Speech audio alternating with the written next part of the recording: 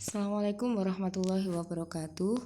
Untuk pertemuan yang ketiga ini, saya akan membahas tentang faktor-faktor yang mempengaruhi pengambilan keputusan.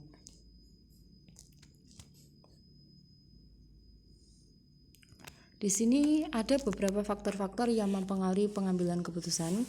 Yang pertama yaitu menurut pendapat Josh and Terry. Di sini menurut pendapat Josh and Terry, bahwasanya faktor-faktor yang mempengaruhi pengambilan keputusan ada 6, yaitu yang pertama fisik, kemudian emosional, rasional, praktikal, interpersonal, dan struktural.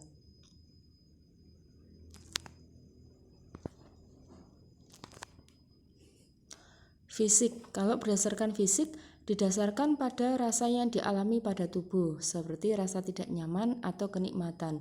Ada kecenderungan menghindari tingkah laku yang menimbulkan rasa tidak senang. Sebaliknya, memilih tingkah laku yang memberikan kesenangan. Kemudian, faktor-faktor yang mempengaruhi pengambilan keputusan di sini menurut Josh and Terry yaitu berdasarkan emosional.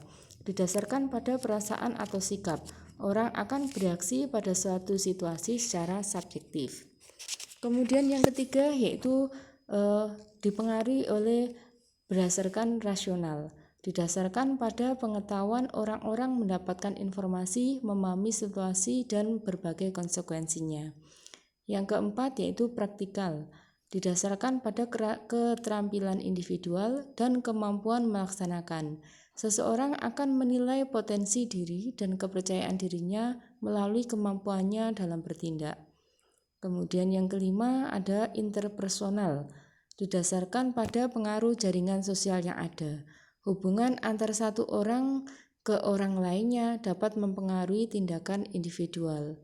Kemudian yang keenam ini berdasarkan struktural, yaitu didasarkan pada lingkup sosial, ekonomi, dan politik. Lingkungan mungkin memberikan hasil yang mendukung atau mengkritik satu tingkah laku tertentu. Jadi menurut pendapat Josh and Terry ada 6 hal-hal yang mempengaruhi faktor-faktor yang mempengaruhi pengambilan keputusan. Menurut Josh and Terry juga faktor-faktor yang harus diperhatikan dalam pengambilan keputusan yang mungkin sudah saya bahas di bab sebelumnya, yaitu hal-hal yang bersifat wujud atau tidak berwujud, bahwasanya keputusan itu nantinya harus efektif, pengambilan keputusan harus efektif dan membutuhkan satu waktu yang cukup lama. Jarang sekali ada satu pilihan yang memuaskan. Kemudian setiap keputusan itu merupakan tindakan permulaan dari serangkaian kegiatan yang lainnya. Untuk selanjutnya yaitu faktor-faktor yang mempengaruhi pengambilan keputusan menurut Aroba. Di sini untuk menurut Aroba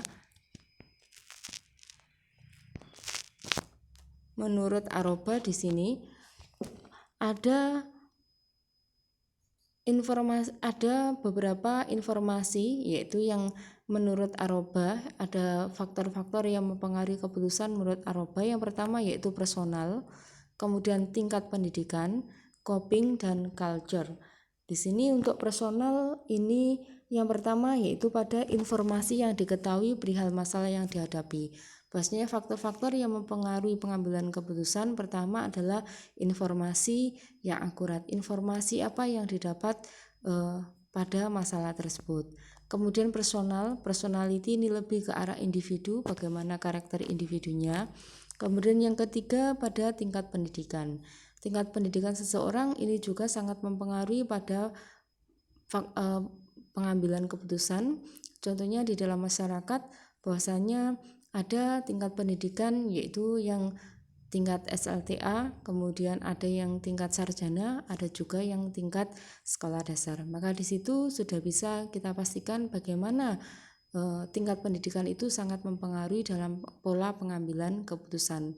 Bahwasanya semakin tinggi pendidikan seseorang, maka bisa dipastikan proses berpikir juga semakin berbeda. Kemudian yang keempat adalah coping. Apa yang dimaksud dengan coping? Dalam hal ini dapat berupa pengalaman hidup yang terkait dengan pengalaman, jadi proses adaptasi.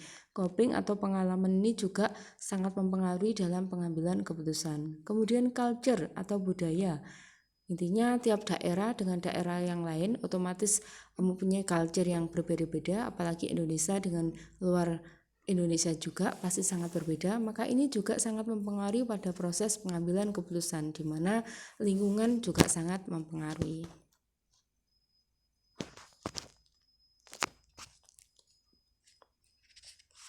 Yang keempat yaitu pendapat Kotler.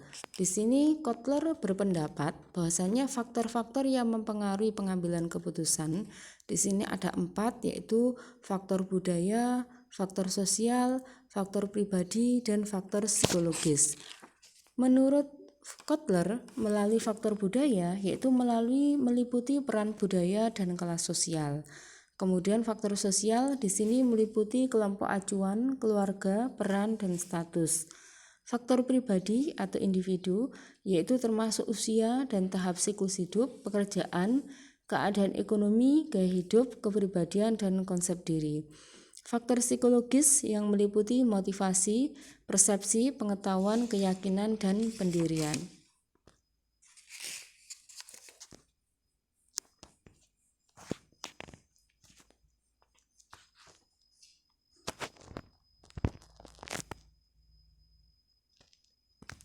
Yang keempat yaitu pendapat Blackwell and Miniart. Di sini Blackwell and Miniart faktor-faktor yang mempengaruhi pengambilan keputusan ada 3, yaitu faktor lingkungan, faktor lingkungan, kemudian yang kedua faktor perbedaan individu, dan yang ketiga adalah faktor psikologi.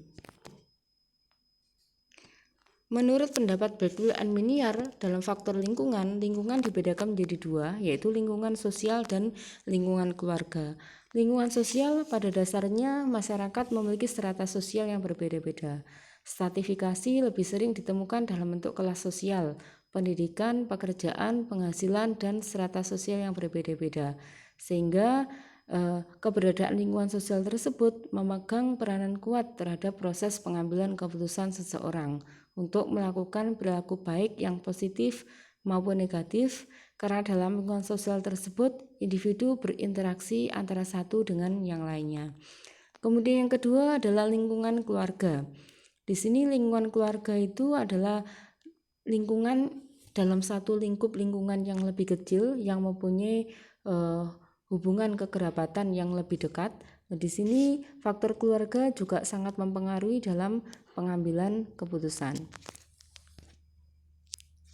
Kemudian yang ketiga, menurut pendapat Blackwell and Miniart, yaitu pada faktor perbedaan individu. Di sini perbedaan individu ada 4, yaitu simbol status sosial, kemudian kebiasaan, simbol keluarga, dan tuntutan. Pada status sosial, di sini menurut Kartono, status sosial merupakan kedudukan yang dimiliki seseorang dalam hubungannya dengan atau membedakan dari anggota-anggota lainnya dalam suatu kelompok sosial. Jadi status sosial dapat jadikan alasan seseorang melakukan perilaku yang negatif. Status sosial juga menunjukkan bagaimana seseorang tersebut berperilaku dalam kehidupan sosialnya. Kemudian yang kedua yaitu faktor kebiasaan. Kebiasaan yaitu respon yang sama dan cenderung berulang-ulang untuk stimulus yang sama. Kebiasaan ini merupakan perilaku yang telah menetap dalam keseharian baik pada diri sendiri maupun lingkungan sosialnya. Kemudian simbol pergaulan di sini juga sangat mempengaruhi pada proses pengambilan keputusan, di mana segala sesuatu yang memiliki arti penting dalam lingkungan pergaulan sosial, di mana lingkungan tersebut sangat mempengaruhi pada kebiasaan individu. Kemudian yang keempat, tuntutan. Tuntutan ini yaitu adanya pengaruh dominan dalam keluarganya, baik lingkungan keluarga maupun lingkungan sosial. Maka ini juga nantinya akan berpengaruh pada proses pengambilan keputusan. Menurut pendapat Angel, Blackwood, dan Miniart yaitu dipengaruhi oleh faktor yang ketiga, yaitu faktor psikologi. Di sini faktor psikologi dibagi menjadi 5. Yang pertama adalah persepsi, kemudian sikap, motif, kognitif, dan pengetahuan. Persepsi, menurut Walgiu, persepsi merupakan Persepsi merupakan yang didahului pada proses penginderaan, itu proses diterimanya stimulus oleh individu melalui alat indera. Sedangkan menurut Rahmat, persepsi seseorang dapat dipengaruhi oleh nilai-nilai, harapan, dan kebutuhan yang sifatnya individual, sehingga antara individu satu dengan yang lainnya dapat terjadi perbedaan individu terhadap objek yang sama. Kemudian ada sikap. Di sini menurut Noto Atmojo, sikap merupakan reaksi atau respon yang masih tertutup dari seseorang terhadap suatu stimulus atau objek. Sikap ini merupakan kesiapan terhadap aksi, reaksi terhadap objek di lingkungan tertentu sebagai suatu penghayatan terhadap objek. Kemudian ada motif. Motif di sini kekuatan yang terdapat pada diri sendiri. Ya, Motif merupakan suatu alasan atau dorongan yang menyebabkan seseorang berbuat sesuatu, melakukan, dan bersikap untuk mencapai tujuan. Kemudian ada kognitif. Kognitif ini kualitas dan kuantitas pengetahuan yang dimiliki seseorang, atau dalam arti lain kualitas dan kuantitas pengetahuan yang dimiliki, misalnya kemampuan menalar, kemampuan berpikir secara logis. Kemudian ada pengetahuan. Pengetahuan merupakan hasil dari tabu, dan hal ini terjadi setelah seseorang melakukan penginderaan terhadap suatu objek tertentu. Jadi di sini penglihatan terjadi melalui penginderaan, penglihatan, penemuan, perasa, dan peraba, sehingga sebagian besar pengetahuan manusia diperoleh melalui mata dan telinga. Kemudian yang terakhir yaitu menurut pendapat John Miller. Di sini menurut pendapat John Miller, bahwasanya faktor-faktor yang mempengaruhi pengambilan keputusan, di sini ada faktor nilai individu, kemudian ada kepribadian dan kecenderungan dalam pengambilan keputusan. Sekian dari saya untuk materi faktor-faktor pengambilan keputusan, dan akan dilanjutkan dengan materi-materi selanjutnya. Akhirul kalam, wassalamualaikum warahmatullahi wabarakatuh.